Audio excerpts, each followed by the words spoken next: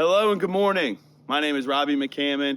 I work with Rockingham Cooperative for the purchasing department. I'm a field sales and service rep, and I am very excited to have you join us here today on our very first episode of Grains and Gains. What is Grains and Gains, you ask?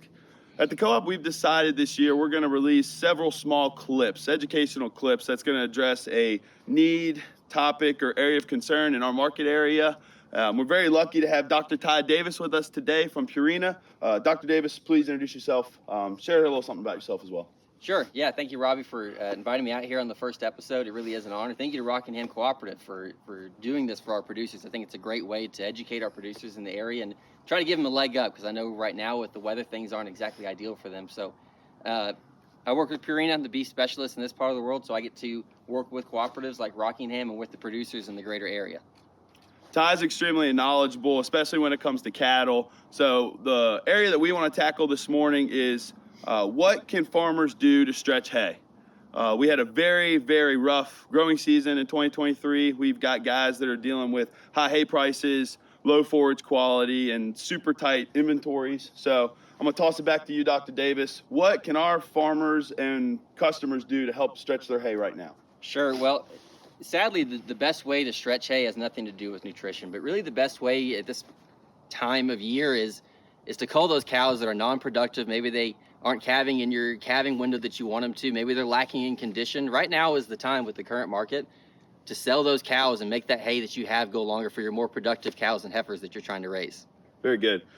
Brings up a really good point. I know our local stockyard right now, fat cull cows are bringing about $1 a pound. Sure. But let's just say customers go to the store. What are some tools that they can buy at our Rockingham Cooperative locations to use as well to help stretch hay? Sure. The best option that we would have from a feed source to truly stretch hay would be our fiber pellet. It is a high fiber base, low cost supplement that we can provide that really is just there to provide extra fiber to these girls and to decrease their consumption of the hay that you do have.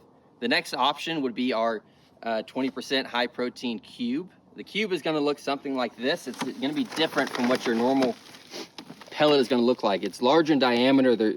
They have a more rigidity to them. And the benefit of these is you can toss these out on the ground and you won't have as much spoilage with them. Again, the 20% protein, so it also works really well in complementing the forage that you do have, so your cows can be as productive and efficient as they can be.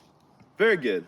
Let's switch gears a little bit. So say I've got a farmer that's got plenty of hay, or they decide they're going to feed fodder or something to help stretch what they have. Is there anything a customer can use to enhance the nutrition of what they're feeding? Sure. Yeah, it's, again, like you said, the forage quality wasn't as high as what we would have liked this year, just due to the elements that we were dealt during the growing season. So one way to supplement or to enhance the forage that you have would be the cube. That's a great way to do it.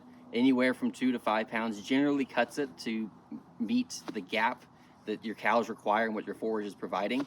The other way, and this is my favorite way, is to use our AccuRation high-fat blocks here. These are it's a tub like you can see there, but it's going to be different than your normal tub that you see. The normal tub that you see is the limiting action of it is the hardness of it. We have something special in this one here. It's 10% fat, so it packs a lot of energy in it, and it also is a self-limiter in and of itself. So if a producer has a decent quality forage out there and quantity, this high-fat block is a great way to pack a lot of energy. It's 25% protein, and generally the intakes of this are going to be much less than what you would have to provide of a cube-type supplement or a pellet-type supplement. And it's a great way to, again, close that gap from what the forage is providing, what your cows require. Very good. And tell me if I'm wrong. Say we've got sheep producers or goat producers as well. Something like this, we have products that'll fit that mold too. Sure, yeah, we have a high-fat block designed for sheep and goat. It's going to be very similar. Really, the main difference is the copper is removed. Very good. From it, and the fiber pellet will work just as well on those animals as well. Very good, very good. Okay, awesome. Hey, appreciate your time, Dr. Ty. In closing, do you have any other words of wisdom or things you can share that would help our producers be as cost-effective or efficient as possible getting to springtime? Sure. Yeah. Just another idea for those that have calves on the ground right now.